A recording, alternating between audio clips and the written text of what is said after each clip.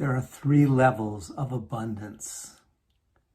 These correspond to the 3 realms, or the 3 worlds that we inhabit as spiritual beings.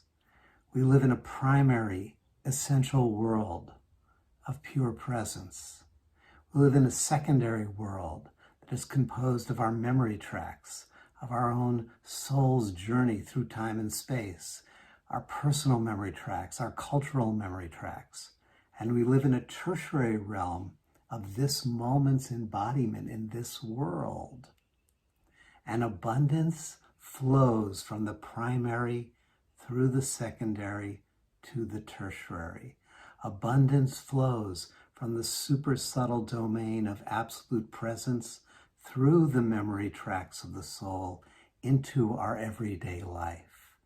In the Bhagavad Gita, there's a description of the tree of creation. The roots are in heaven, and the fruits are here in this world, this material world. In order for that complete sense of abundance, that holy, beautiful, nourishing sense of abundance to flow down and to manifest here in your everyday experience, it must pass through the memory tracks, the conditioned memory tracks of your personal history, of your cultural history.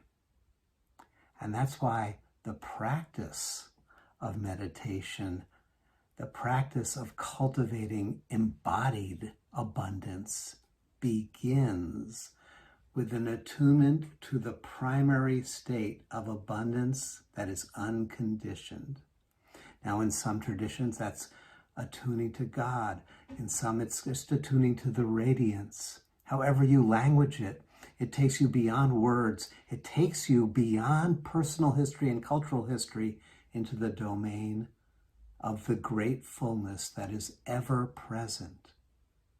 And then that descends down. And this is where the work of healing, this is where the work of transformation occurs in this secondary domain, healing the memory tracks of lack, healing the memory tracks of not enoughness, so that that beautiful nectar of abundance can flow through our being unimpeded in balance and arrive here in this world, where we can then begin to appreciate the abundance that is already present and to begin to cultivate the ground of our life, the soil of our life, our relationships with all beings,